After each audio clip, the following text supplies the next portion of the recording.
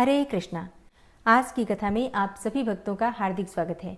भगवान श्री कृष्ण और श्रीमती राधा रानी की कृपा सदैव आप और आपके समस्त परिवार पर बनी रहे। आज 10 अक्टूबर 2025 है, दिन शुक्रवार है और आज कार्तिक मास की कृष्ण पक्ष की चतुर्थी तिथि है। तो आज संकष्टी चतुर्थी और करवा चौथ का व्रत रखा जाएगा। तो मेरी तरफ से आप सभी भक्तों को आज के इस शुभ दिवस की मंगल शुभकामनाएं। करवा चौथ की व्रत की कथा की वीडियो और पूजा विधि की वीडियो चैनल पर अपलोड हो चुकी है। अगर आपने अब तक उसे नहीं देखा है तो ज़रूर देख लीजिए। और इस वीडियो में आप सुनेंगे कार्तिक महात्म्य का चौथा अध्याय। लेकिन उससे पहले सुनते हैं कार्तिक मास के स्नान की कहानी। एक गंगा थी, एक जमुना थी। दोनों बहनें एक साहूकार के खेत से जा रही थी। जमुना ने 12 दाने गेहूं के खेत में से तोड़ लिए। यह देखकर गंगा बोली कि बहन, ये तूने क्या किया? ये तो चोरी हो गई, तुझे तो अब पाप लगेगा। जमुना बोली कि अब ये कैसे उतरेगा? गंगा बोली कि 12 बरस साहूकार के नौकरी करने से ही उतरेगा। जमुना साहूकार के यहाँ गई और बोली, मुझे नौकर रख लो, 4 काम छोड़कर मैं तुम्हारे सारे काम कर दूंगी। एक तो जूठे बर्तन नहीं धोऊं, झाड़ू नहीं लगाऊं, सेज नहीं बिछाऊं और दिया नहीं चासूं। तब साहूकार ने उसे नौकर रख लिया। 12 बरस के बाद कुंभ का मेला आया। साहूकार और साहूकारनी मेले में जाने लगे तो जमुना ने उन्हें एक सोने का टका दिया और बोली कि वहां मेरी बहन गंगा है, उसको यह टका दे देना। कह देना कि बहन जमुना ने भेजा है। तो वह हाथ पसार कर गोरी गोरी बइयों से हरी हरी चूड़ियां पहनकर ले लेगी। साहूकार साहूकारनी वहां जाकर जब सोने का टका देने लगे तो गंगा ने हरी हरी चूड़ियां, गोरी गोरी बइयां हाथ पसार कर टका लिया और बोली, मेरी बहन जमुना से कह देना कि अब तेरे 12 बरस पूरे हो गए, अब आ जाएगी। साहूकार साहूकारनी घर आए और जमुना से बोले कि तेरी बहन बोली कि तेरे 12 बरस पूरे हो गए हैं, तू अब आ जा। यह सुनते ही जमुना सहस्त्रधारा होकर बहने लगी। साहूकार साहूकारनी को जब यह पता चला कि जमुना माता हमारे घर के सारे काम करती थी तो मूंदे माथे पड़ गए और सोचने लगे कि अब हमारा पाप कैसे उतरेगा।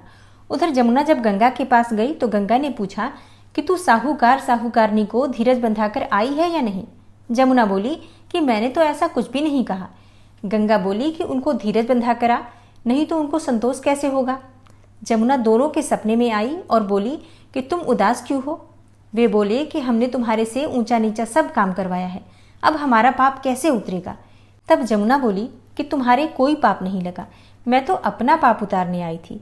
तुम्हारे खेत में से 12 दाने गेहूं के तोड़ लिए थे, इसलिए मुझे दोष लगा था। तुम्हारे यहाँ 12 साल काम करने से उतरा है। तुम उठो, तुम्हारे कोई दोष नहीं लगा है। तुम्हारे खूब धन लक्ष्मी हो जाएगी और तुम्हारी मुक्ति भी हो जाएगी। हे जमुना माता, जैसी मुक्ति साहूकार और साहूकारनी को दी वैसे ही सबको देना, हमें भी और हमारे परिवार को भी देना। इस कथा को कहने वाले, सुनने वाले और हुंकारा भरने वाले सबके घर में अन्न धन के भंडार भरना और सबको ऐसी ही मुक्ति प्रदान करना। जय गंगा मैया की, जय हो जमुना मैया की।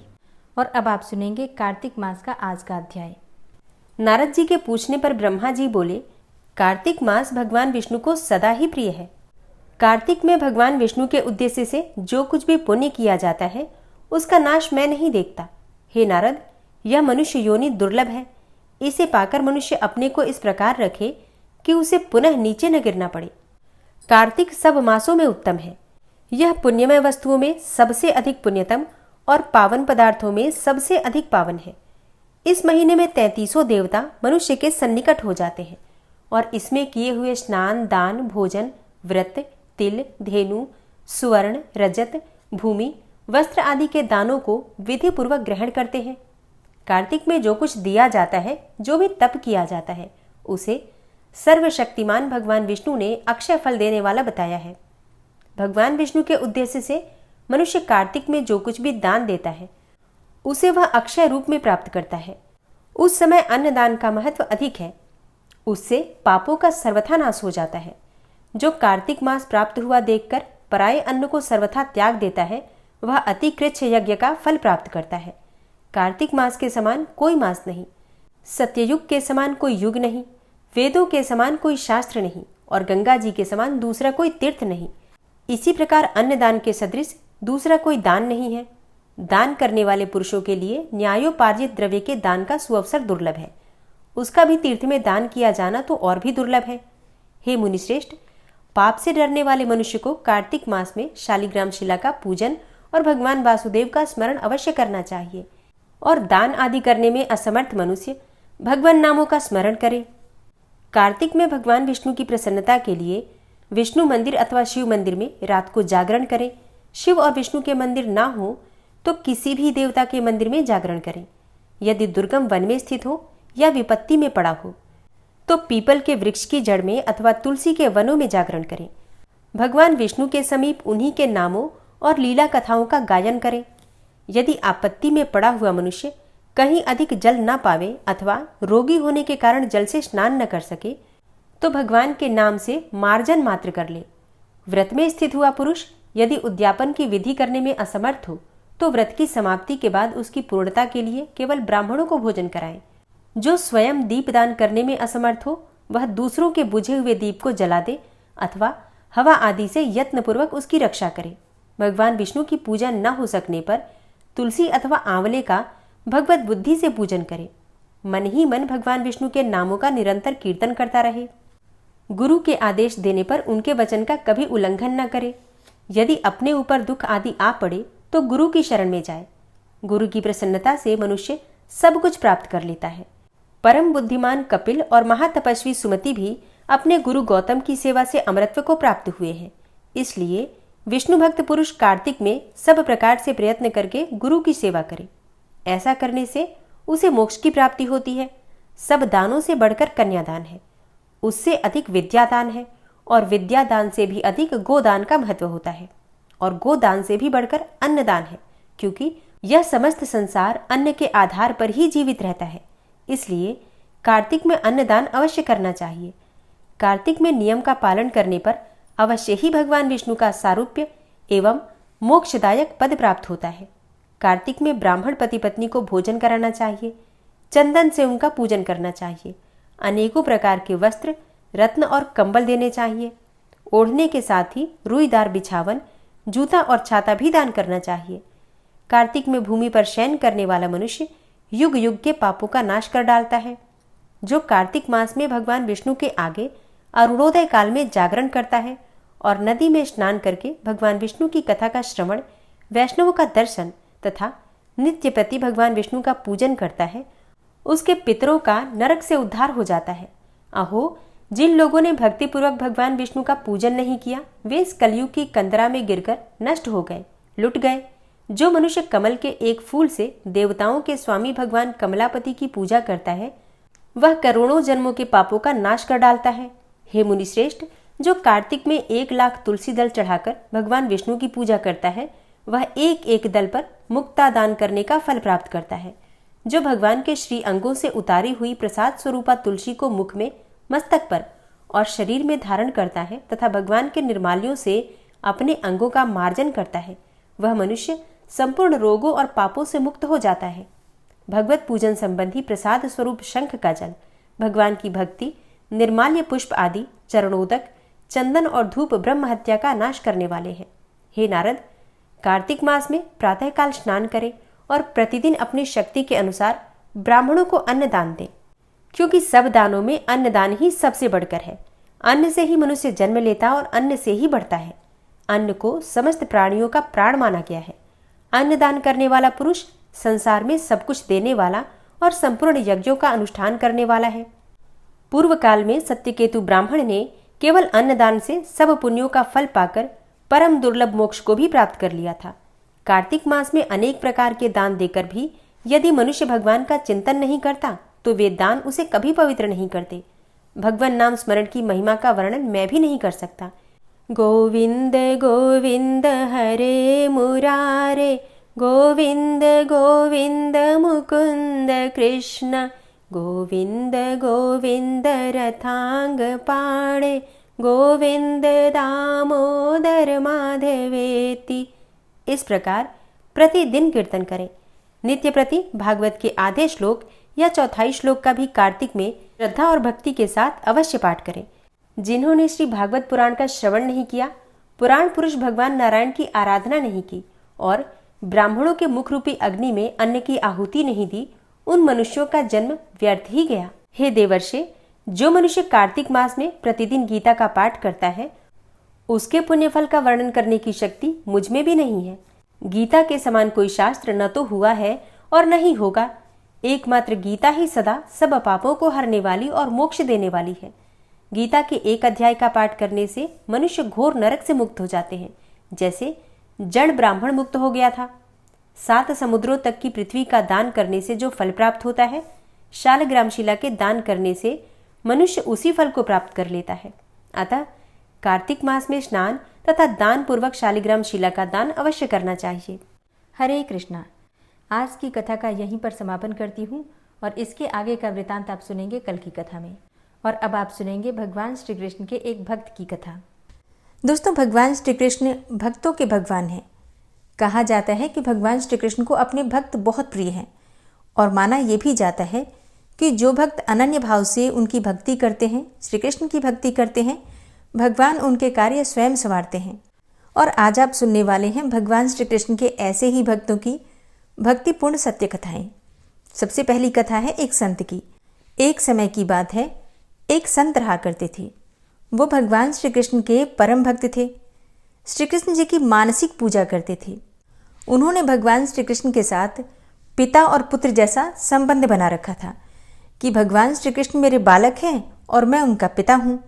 इसी प्रकार का वो मन में विचार करते थे, ऐसा ही वो भाव रखते थे और इसी प्रकार की उनकी भक्ति थी। इसी प्रकार से वो भगवान श्री कृष्ण की वात्सल्यपूर्ण भक्ति करते थे। तो वो रोज कान्हा जी को उठाते, उन्हें भोजन कराते, गोद में खिलाते और अपना पूरा वात्सल्य भगवान श्री कृष्ण पर उड़ेल देते थे। संत जी कभी कभी कहते थे कि कान्हा मेरी दाढ़ी नोच रहा है, तो कभी कहते कि कान्हा भाग रहा है और वो स्वयं उसके पीछे पीछे पकड़ने के लिए दौड़ते थे। इस प्रकार से भक्ति भाव में, कृष्ण भक्ति में वो पूरा संसार ही भूल गए थे। हर समय कृष्ण भक्ति में ही रमे रहते थे। एक बार संत जी अपने शिष्यों से कहने लगे कि मैं कभी गंगा स्नान करने नहीं गया।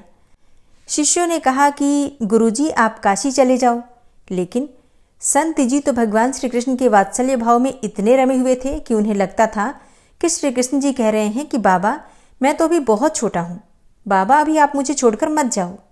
समय के साथ साथ संत जी और भी वृद्ध हो गए, लेकिन उनका कन्हैया वही 8 साल का बालक ही रहा।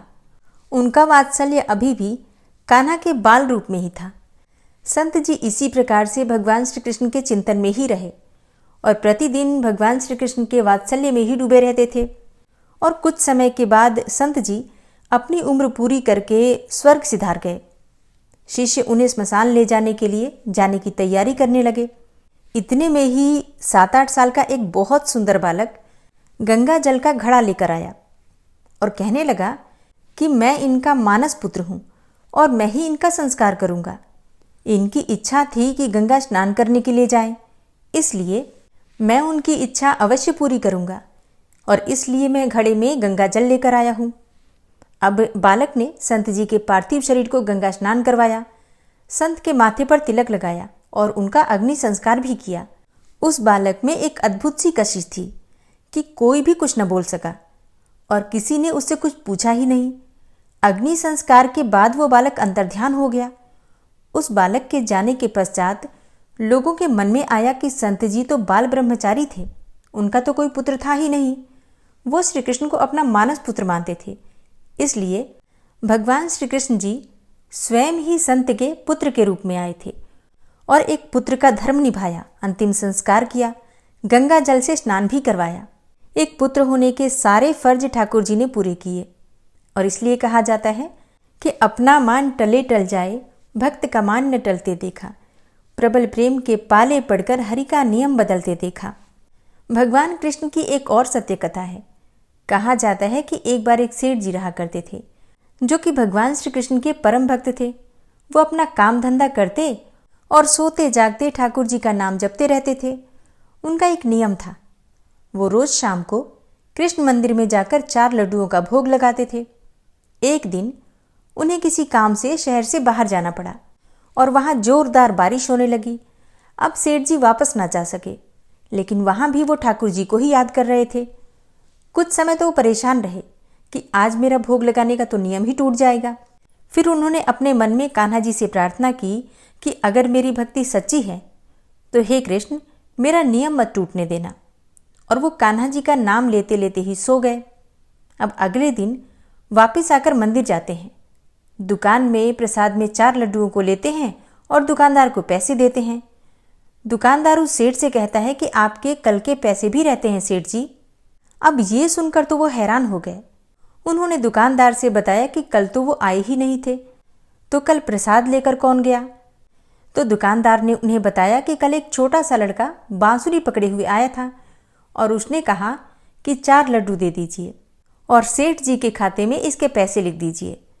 ये सुनते ही सेठ जी की आंखों से आंसुओं की धारा बहने लगी और तब उन्हें याद आया कि कल उन्होंने भगवान श्री कृष्ण से प्रार्थना की थी और कहा था कि ठाकुर जी मैं तो नहीं आ सकता, पर आप तो किसी को भोग लेने भेज ही सकते हो।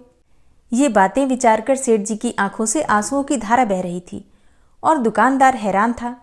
दुकानदार ने पूछा कि सेठ जी क्या हुआ? तब सेठ जी ने उस दुकानदार को सारा प्रसंग बताया तो दुकानदार सेठ जी के पैरों में गिर गया और बोला, सेठ जी आपकी सच्ची भक्ति के कारण ही मुझे ठाकुर जी के दर्शन हुए हैं। ठाकुर जी तो ऐसे ही हैं, जो उनकी सच्ची भक्ति करता है उसके सारे काम संवारने ठाकुर जी स्वयं आते हैं। कई लोगों को लगता है कि ठाकुर जी की सेवा करने का फल क्या मिलता है। लड्डू गोपाल की सेवा करने का क्या फल मिलता है? कुछ लोगों को तो ये काम मुश्किल भी लगता है कि भगवान ठाकुर जी या लड्डू गोपाल जी हमारे घर में आएंगे तो बहुत सारा काम करना पड़ेगा, उनका ध्यान रखना पड़ेगा, उनकी सेवा करनी पड़ेगी। लेकिन क्या आप जानते हैं उनकी सेवा करने से आपको क्या फल प्राप्त हो सकता है? तो चलिए आज एक कथा सुनते हैं एक सेठ जी की। एक बार एक सेठ जी थे जो भगवान श्री कृष्ण के परम भक्त थे। वो घर पर एक बार लड्डू गोपाल जी को लेकर आए और सेठानी से कहने लगे कि इनकी सेवा करना, इनको सुबह और शाम भोग लगाना। सेठानी को उनकी सेवा करना बहुत मुश्किल लगता था। उनका मानना था कि मुझे बच्चों की देखभाल से ही समय नहीं मिलता, मैं ठाकुर जी की सेवा कैसे करूं? अब एक दिन उस सेठानी ने क्या किया कि अपने बंगले के बगीचे में मिट्टी खोदकर लड्डू गोपाल जी को दबा दिया और अपने पति को कहा कि लड्डू गोपाल जी तो चोरी हो गए। अब सेठ जी को बहुत दुख हुआ, लेकिन लड्डू गोपाल जी की इच्छा मानकर मन मसोस कर वो रह गए। उनके घर में एक माली बगीचे की देखभाल के लिए अक्सर आता था। उसे बगीचे का वो भाग आकर्षित करता था जहां पर सेठानी ने लड्डू गोपाल जी को दबाया था। एक दिन उसका मन नहीं माना तो उसने उस हिस्से को जहां पर कि सेठानी ने लड्डू गोपाल को दबा रखा था खोदा और वहां पर उसे लड्डू गोपाल जी मिल गए। तो वो भागा भागा सेठानी जी के पास गया और उत्साहित होकर सेठानी जी को बताने लगा कि देखो देखो मुझे तो लड्डू गोपाल जी बगीचे में ही मिल गए। अब सेठानी ने उसी समय उसे नौकरी से निकाल दिया और कहा कि अपने लड्डू गोपाल जी को भी लेकर जाओ। और फिर सेठानी ने आस पड़ोस में ये बात फैला दी, आस पड़ोस के घरों में ये बात फैला दी कि माली तो चोर है। इसलिए सबने उसे अपने घर से काम से निकाल दिया। अब सेठानी के मन में था कि कहीं माली बगीचे में से ठाकुर जी मिलने की बात उसके पति को ना बता दे, इसलिए उसने ये सारा षड्यंत्र रचा। अब माली तो मायूस हो गया, अपने घर चला गया और अपनी पत्नी को लड्डू गोपाल सौंपकर रोने लगा। पत्नी ने कहा कि रो क्यों रहे हो, ये तो अच्छी बात है कि लड्डू गोपाल घर लेकर आए हो। माली ने सारी बात अपनी पत्नी को बताई कि कैसे लड्डू गोपाल के मिलते ही उसकी नौकरी चली गई। इसमें अच्छी बात क्या है? पत्नी ने पति को समझाया और कहा कि ईश्वर पर विश्वास रखें, इसमें भी उन्होंने कुछ उसके लिए अच्छा ही सोचा होगा। अब इसके बाद मालिन ने ठाकुर जी को लड्डू गोपाल जी को साफ किया, स्नान करवाया और उन्हें घर के मंदिर में स्थापित किया। फिर उन्हें भोग लगाया और जो मिट्टी ठाकुर जी को साफ करने के बाद मिली थी उसने अपने पति से पूछा कि इसका क्या करूं? तो माली ने कहा कि बाहर आंगन में इतनी सारी मिट्टी पड़ी है, उसी में इसे भी फेंक दे। पत्नी ने मिट्टी बाहर जो ढेर पड़ा था मिट्टी का उसी के ऊपर फेंक दी। अब माली का 2 वक्त का गुजारा भी बहुत मुश्किल से हो रहा था, क्योंकि उसके चोर होने की झूठी खबर की वजह से उसे सभी ने नौकरी से निकाल दिया था। एक दिन एक व्यक्ति उसके घर के बाहर से निकल रहा था।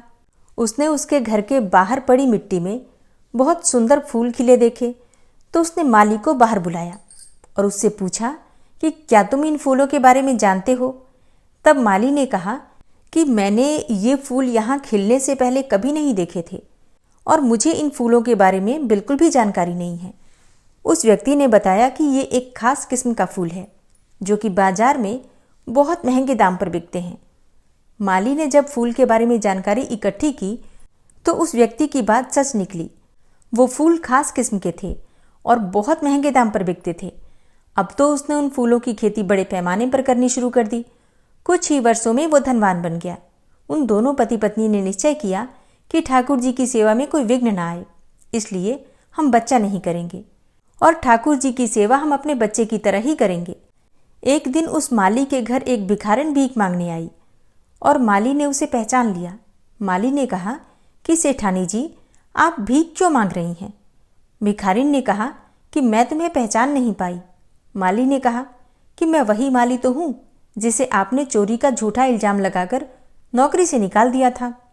मैं आज तक इस बात से बहुत परेशान हूँ कि आपने ऐसा किया क्यों था। तब सेठानी ने कहा कि मेरे पति की मृत्यु हो गई है और जिन बच्चों की देखभाल करने के लिए मैंने ठाकुर जी को मिट्टी में दबाया था, उन्होंने मुझे अपने घर से बाहर निकाल दिया है। अब मैं भीख मांगकर अपना गुजारा करती हूँ। मैंने तुम पर झूठा इल्जाम इसलिए लगाया था कि कहीं बगीचे में से लड्डू गोपाल निकलने की बात तुम मेरे पति को बता न दो। तब माली ने कहा कि अब आप परेशान न हो, आपकी सेवा मैं करूँगा, क्योंकि कारण चाहे जो भी हो, लेकिन आपकी वजह से मुझे लड्डू गोपाल जी मिले और उन्होंने मेरा जीवन ही बदल दिया। तो प्रेम से बोलिए, लड्डू गोपाल जी की जय, ठाकुर जी की जय। लड्डू गोपाल जी की सेवा कोई साधारण नहीं है, ये अद्भुत है। इसका अनुभव भी अद्भुत है और इसका फल क्या मिलता है, कितना मिलता है, ये तो जो सेवा करते हैं ठाकुर जी की वही बता सकते हैं। हाँ, एक चीज़ ज़रूर है, ठाकुर जी की सेवा में जो आनंद है, जो सुकून है, जो शांति है, जो खुशी है, वो दुनिया की किसी चीज़ में नहीं है। जो लोग ठाकुर जी की सेवा करते हैं अपने अनुभव कमेंट बॉक्स में लिख सकते हैं। ओम विश्वं विष्णुर्वषट्कारो भूतभव्य भवत्प्रभु भूतकृत भूतभृत भावो भूतात्मा भूतवाहन भूतात्मा परमात्मा च मुक्तानां परमागति अव्ययः पुरुषः साक्षी क्षेत्रज्ञो अक्षर एव च योगो योग विदाम नेता प्रधान पुरुषेश्वरः नारसिंह वपु श्रीमान केशवः पुरुषोत्तम सर्वः शर्वः शिवस्थाणुर्भूतादिर्निधिर्व्ययः संभवो भावनो भर्ता प्रभवः प्रभुरीश्वरः स्वयंभू शंभुरादित्यः पुष्कराक्षो महास्वनः अनादिनिधनो धाता विधाता धातुरुत्तमः अप्रमेयो ऋषिकेश पद्मनाभो अमरप्रभु विश्वकर्मा मनुस्त्वष्टा स्थविष्ठ स्थविरो ध्रुवः अग्राह्यः शाश्वतः कृष्णो लोहिताक्षः प्रतर्दन प्रभूतस्त्रिककुब्धाम पवित्रं मङ्गलं परम् ईशानः प्राणदः प्राणो ज्येष्ठः श्रेष्ठः प्रजापति हिरण्यगर्भो भूगर्भो माधवो मधुसूदनः ईश्वरो विक्रमी धन्वी मेधावी विक्रमः क्रमः अनुत्तमो दुराधर्षः कृतज्ञः कृतिरात्मवान् सुरेशः शरणं शर्म विश्वरेताः प्रजाभवः अह संवत्सरो व्याल प्रत्ययः सर्वदर्शनः अज सर्वेश्वर सिद्ध सिद्धे सर्वादिर्च्युत वृषाकपिर्मेयात्मा सर्वयोग वसुर्वसुमना सत्य समात्मा संमितः सम अमोघ पुंडरीकाक्षो वृषकर्मा वृषाकृतिः रुद्रो बहुशिरा बभ्रुर्विश्वयोनिः शुचिश्रवः अमृतः शाश्वतस्थाणुर्वरारोहो महातपः सर्वगः सर्वविद्भानुर्विश्वक्सेनो जनार्दनः वेदो वेदविद्व्यङ्गो वेदांगो वेदवित्कविः लोकाध्यक्ष सुराध्यक्षो धर्माध्यक्ष कृताकृत चतुरात्मा चतुर्व्यूहश्चतुर्द्रष्टश्चतुर्भुजः भ्राजेष्णुर्भोजनं भोक्ता सहिष्णुर्जगदाति च अनघो विजयोजेता विश्वयोनिः पुनर्वसु उपेन्द्रो वामनः प्रांशुर्मोघः शुचिरुर्जिता अतीन्द्रः संग्रहः सर्गो धृतात्मा नियमो यमः वेद्यो वैद्यः सदा योगी वीरः माधवो मधु अतीन्द्रियो महामायो महोत्साहो महाबलः महाबुद्धिर्महावीर्यो महाशक्तिर्महाद्युतिः अनिर्देश्य वपु श्रीमान् मेयात्मा महाधृतिर् महिश्वासो महीभर्ता श्रीनिवास सतां गति अनिरुद्ध सुरानंदो गोविंदो गोविंदांपति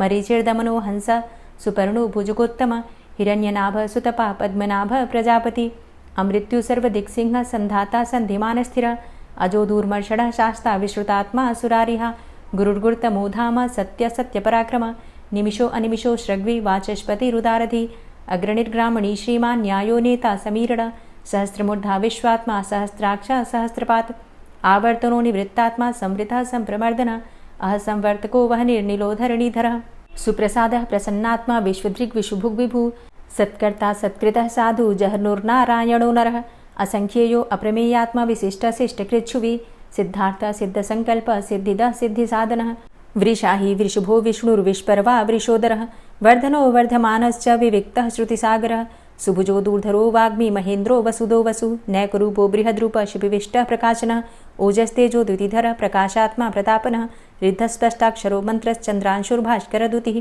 अमृतांशुद्भवो भानु शशबिन्दुः सुरेश्वरः औषधं जगतः सेतु सत्यधर्मपराक्रमः भूतभव्य भवन्नाथ पवनः पावनो नलः कामः कामकृत्कान्तः कामः कामप्रदः प्रभुः युगादिकृद्युगावर्तो नैकमायो महाशनः अदृश्योऽव्यक्तरूपश्च सहस्रजितनन्तजित् इष्टो अविशिष्ट शिष्टेष्ट शिखण्डी नहुसो वृष क्रोधः क्रोधकृत्कर्ता विश्वबाहुर्महीधरः अच्युतः प्रतितः प्राणः प्राणदो वासवानुजः अपां निधिर्धिष्ठानं प्रमत्तः प्रतिष्ठितः स्कन्दः स्कन्दधरो धूर्यो वरदो वायुवाहनः वासुदेवो बृहद्भानुरादिदेवः पुरन्दरः अशोकस्तारणस्तारः शूरः सौरिर्जनेश्वरः अनुकूलः शतावर्त पद्मी पद्मनिभेक्षणः पद्मनाभो अरविन्दाक्ष पद्मगर्भ शरीरभृत् महर्धिरिद्धो वृद्धात्मा महाक्षो गरुडाध्वजः अतुलः शरभो भीमो समयज्ञो हविर्हरि सर्वलक्षणलक्षण्यो लक्ष्मीवान् समितिञ्जयः वीक्षरो रोहितो मार्गो हेतुर्दामोदरः सः महीधरो महाभागो वेगवान् मिताशनः उद्भवः क्षोभणो देवः श्रीगर्भः परमेश्वरः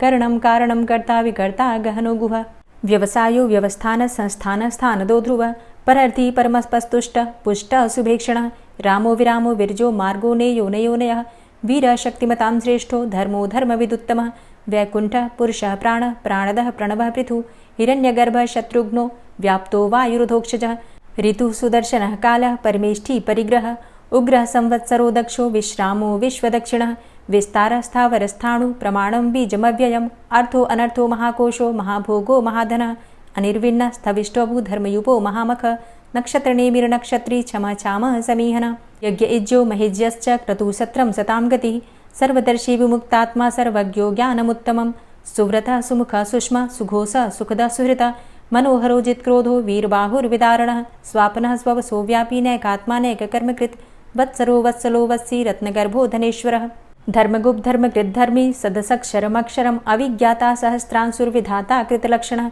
गभस्तिनेमिः सत्त्वस्थः सिंहो भूतमहेश्वरः आदिदेवो महादेवो देवेशो देवभृद्गुरुः उत्तरो गोपतिर्गोप्ता ज्ञानगम्यः पुरातनः शरीरभूतभृद्भोक्ता कपीन्द्रो भूरि दक्षिणः सोमभो अमृतपः सोमः पुरुजित पुरुषोत्तमः विनयोजयः सत्यसन्धो दाशाः सात्वतां पतिः जीवो विनयिता साक्षी मुकुन्दो अमितविक्रमः अम्भो निद्रणन्तात्मा महोदधीशयोऽन्तकः अजो महारः स्वाभाव्यो जितामित्रः प्रमोदनः आनन्दो नन्दनो नन्दः सत्यधर्मा त्रिविक्रमः महर्षि कपिलाचार्यः कृतज्ञो मेदिनीपतिः त्रिपदस्त्रिदशाध्यक्षो महाशृङ्गः कृतान्तकृत् महावराहो गोविन्दः सुखेणः कनकाङ्गदी गुह्यो गभीरो गहनो गुप्तश्चक्रगदाधरः वेधा स्वाङ्गो अजितः कृष्णो दृढः सङ्कर्षणोच्युतः वरुणो वारुणो वृक्षः पुष्कराक्षो महामनाः भगवान् भगानन्दी वनमाली हलायुधः आदित्यो ज्योतिरादित्यः सहिष्णुर्गतिसत्तमः सुधन्वाखण्ड परशुर्दारुणो द्रविडप्रदः दिविस्त्रिक्सर्वदृग्व्यासो वाचस्पतिर्योनिजः त्रिसामासामगः साम निर्वाणं भेषजम्भिषक् सन्न्यासकृच्छमः शान्तो निष्ठा शान्तिः परायणं शुभाङ्गः शान्तिदस्रष्टा कुमुदः कुवलेशयः गोहितो गोपतिर्गोप्ता वृषभाक्षो वृषाप्रियः अनिवर्ति निवृतात्मा संक्षेप्ता चेमकृच्छिवः श्रीवत्सवक्षा श्रीवास श्रीपति श्रीमताम्बरः श्रीधः श्रीश श्रीनिवास श्रीनिधि श्रीविभावन श्रीधर श्रीकर श्रेय श्रीमान् लोकत्रयाश्रयः स्वक्ष स्वङ्ग शतानन्दो नन्दिर्ज्योतिर्गणेश्वरः विजितात्मा विधेयात्मा सत्कीर्तिश्छिन्न संशयः उदीर्णः सर्वतक्षशुर्निश शाश्वतः स्थिरः भूषयो भूषणो भूतिर्विशोकः शोकनाशनः अर्चिष्मानर्चितः कुम्भो विशुद्धात्मा विशोधनः अनिरुद्धो अप्रतिरथ प्रद्युम्नो अमितविक्रमः कालिनेमि निहावीर शौरी शूरजनेश्वरः त्रिलोकात्मा त्रिलोकेशः केशवः केशिहारी कामदेवः कामपालः कामीकान्तः कृतागमः अनिर्देशव पुर्विष्णोर्वीरो अनन्तो धनञ्जयः ब्रह्मण्यो ब्रह्मकृद्ब्रह्मा ब्रह्म ब्रह्म विवर्धनः ब्रह्मविद् ब्राह्मणे ब्रह्मी ब्रह्मज्ञो ब्राह्मणप्रियः महाक्रमो महाकर्मा महातेजा महोरगः महाक्रतुर्महायज्वा महायज्ञो महाहवि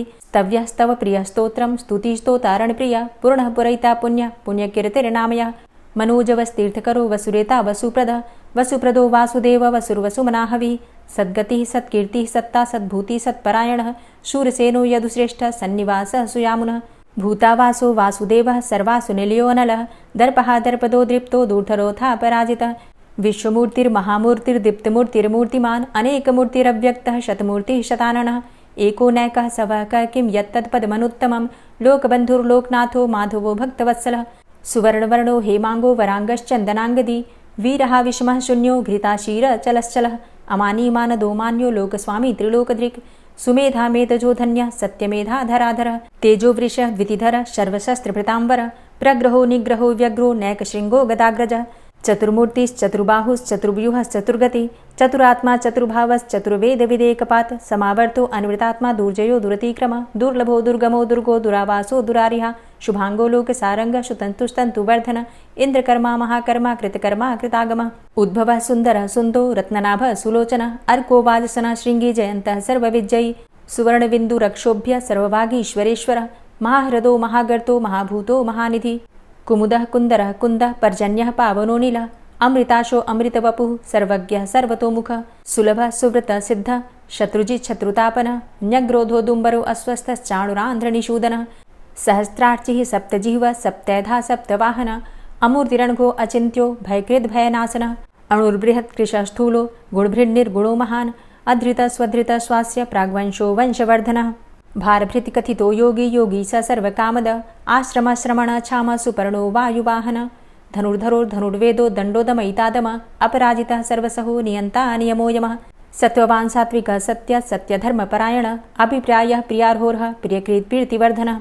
विहाय सगतिर्ज्योति सुरुचिर्हुद्भुग्विभु रविर्विलोचनः सूर्य सविता रविलोचनः अनन्तो हुद्भुग्भोक्ता सुखदो नैकजोग्रज अनिर्विण्ण सदामर्षि लोकाधिष्ठानमद्भुतः सनात सनातन्तमः कपिलः कपिरप्यय स्वस्तिदा स्वस्तिकृत् स्वस्ति स्वस्तिभुक् स्वस्ति दक्षिण रौद्रः कुण्डली चक्रे विक्रमयुर्जितशासन शब्दातिगः शब्दशः शिशिरः शर्वरीकर अक्रूरः पेशलो दक्षो दक्षिणः क्षमिणाम्बर विद्वतमो वितभय पुण्यश्रवणकीर्तन उत्तारणो दुष्कृतिः पुण्यो दुःस्वप्ननाशन वीरः संतो जीवनः पर्यवस्थित अनन्तरूपो अनन्तसृर्जितमन्युर्भयापः चतुरष्ट्रो गभीरात्मा विदिशो व्यादिशो दिश अनादिर्भूर्भुवो लक्ष्मीः सुवीरो रुचिराङ्गद जननो जन्मादिर्भीमो भीमपराक्रम आधारनीलयो धाता पुष्पहासः प्रजागर ऊर्ध्वगः सत्पथाचार प्राणदः प्रणमापण प्रमाणं प्राणनीलयः प्राणभृत् प्राणजीवनः तत्त्वं तत्त्वविदेकात्मा जन्म मृत्यु जरातिग पूर्वस्वस्तरुस्तार सविता प्रपितामह यज्ञो यज्ञपतिर्यज्वा यज्ञांगो यज्ञवाहन यज्ञभृद्यज्ञकृद्यज्ञ यज्ञभुग्यज्ञसाधन यज्ञान्तिकृद्यज्ञ गुह्यमन्यमन्नादेव च आत्मयोनिः स्वयं जातो वैखानः सामगायन देवकीनन्दन स्रष्टा क्षितिसः पापनाशन शङ्खभृन्नन्दकी चक्री शारङ्गधन्वा गदाधरः रथाङ्गपाणिरक्षोभ्य सर्वप्रहरणायुध ओम नमः इति। और अब आप सुनेंगे श्री तुलसी चालीसा। श्री तुलसी महारानी करु विनय सिरनाय जो मम हो संकट विकट दीजे मात नशाय। नमो नमो तुलसी महारानी महिमा अमित न जाए बखानी दियो विष्णु तुमको सन्माना जग में छायो सुयस महाना। विष्णु प्रिया जय जयति भवानी तिहु लोक की हो सुख खानी। भगवत पूजा करे जो कोई बिना तुम्हारे सफल न होई। जिन घर तव नहीं होय निवासा उस घर कर ही विष्णु नहीं बासा। करें सदा जो तव नित सुमिरन तेहि के काज होय सब पूरन। कार्तिक मास महात्म तुम्हारा ताको जानत सब संसारा। तव पूजन जो करे कुंवारी पावे सुंदर वर सुकुमारी।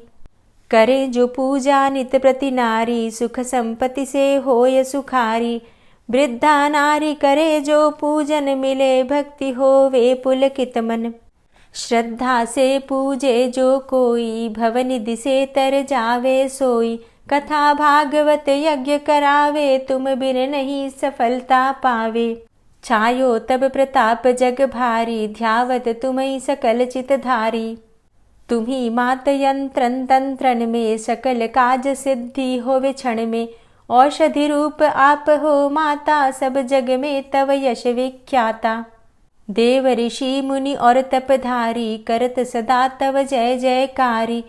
वेद पुराणन तव यश गाया महिमा अगम पार नहीं पाया। नमो नमो जय जय सुख कारणि नमो नमो जय दुख निवारणी। नमो नमो सुख संपत्ति देनी नमो नमो अघ काटन छेनी। नमो नमो भक्तन दुख हरणी नमो नमो दुष्टन मद छेनी। नमो नमो भव पार उतारणी नमो नमो परलोक सुधारणी। नमो नमो निज भक्त उबारणी नमो नमो जन काज सवारणी। नमो नमो जय कुमति नशावनी, नमो नमो सब सुख उपजावनी। जयति जयति जय तुलसी माई, ध्याऊं तुमको शीश नवाई। निज जन जानि मोहि अपनाओ, बिगड़े कारज आप बनाओ। करूं विनय मैं मात तुम्हारी, पूर्ण आशा करहु हमारी। शरण चरण कर जोरी मनाऊं, निश दिन तेरे ही गुण गाऊं। करहु मात अब मोह पर दाया, निर्मल होए सकल मम काया। मांगू मातु यही बर दीजे, सकल मनोरथ पूर्ण कीजे। जानू नहीं कछु नेम आचारा, क्षमहु मातु अपराध हमारा। 12 मास करे जो पूजा, तासम जग में और नहीं दूजा। प्रथम ही गंगा जल मंगवावे, फिर सुंदर स्नान करावे। चंदन अक्षत पुष्प चढ़ावे, धूप दीप नैवेद्य लगावे। करें आचमन गंगा जल से, ध्यान करे हृदय निर्मल से। पाठ करे फिर 40 की, स्तुति करे मात तुलसा की। यह विधि पूजा करे हमेशा, ताके तन नहीं रहे कलेशा। करे मास कार्तिक का साधन, सोवे नित पवित्र हुई जाहि। है यह कथा महासुखदाई, पढ़े सुने सो भव तर जाई। यह श्री तुलसी 40 पाठ करे जो कोय, गोविंद सो फल पावही, जो मन इच्छा होय। तुलसी 40 संपूर्ण। और अब आप सुनेंगे तुलसी महारानी की आरती। तुलसी महारानी नमो नमो, हरि की पटरानी नमो नमो। तुलसी महारानी नमो नमो, हरि की पटरानी नमो नमो।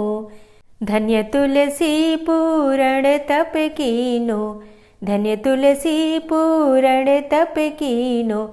शालिग्राम की बनी पटरानी नमो नमो। तुलसी महारानी नमो नमो, हरि की पटरानी नमो नमो। जाके पत्र मंजरी कोमल, जाके पत्र मंजरी कोमल। श्रीपति कमल चरण लपटानी नमो नमो, हरि की पटरानी नमो नमो। तुलसी महारानी नमो नमो। धूप दीप नैवेद्य आरती, धूप दीप नैवेद्य आरती। पुष्पन की वर्षा बरसानी नमो नमो, हरि की पटरानी नमो नमो। तुलसा महारानी नमो नमो। 56 भोग 36 व्यंजन, 56 भोग 36 व्यंजन। बिन तुलसा हरि एक न मानी नमो नमो। तुलसी महारानी नमो नमो, हरि की पटरानी नमो नमो। सभी सखी मैया तेरो यश गावे, सभी सखी मैया तेरो यश गावे। भक्ति दान दीजे महारानी नमो नमो। तुलसा महारानी नमो नमो, हरि की पटरानी नमो नमो। नमो नमो तुलसा महारानी, नमो नमो तुलसी महारानी। तुलसी महारानी नमो नमो, हरि की पटरानी नमो नमो। तुलसी महारानी नमो नमो, हरि की पटरानी नमो नमो। प्रेम से बोलिए तुलसी मैया की जय। दोस्तों, आज की वीडियो अगर आपको पसंद आई हो, कथा पसंद आई हो, तो वीडियो को लाइक कीजिएगा और ज़्यादा से ज़्यादा इस वीडियो को शेयर कीजिएगा। और हाँ, अगर आप चैनल पर पहली बार आए हैं, अभी तक आपने चैनल को सब्सक्राइब नहीं किया है, तो आज की वीडियो अगर आपको अच्छी लगी हो तो चैनल को सब्सक्राइब करके बेल आइकन को ज़रूर प्रेस कर लीजिए। तो इससे ये होगा कि इस चैनल पर जो नई वीडियो अपलोड होंगी उनकी नोटिफिकेशन आपको सही समय पर प्राप्त होगी। मिलती हूँ मैं आपसे अगली वीडियो में, तब तक के लिए जय श्री राधे।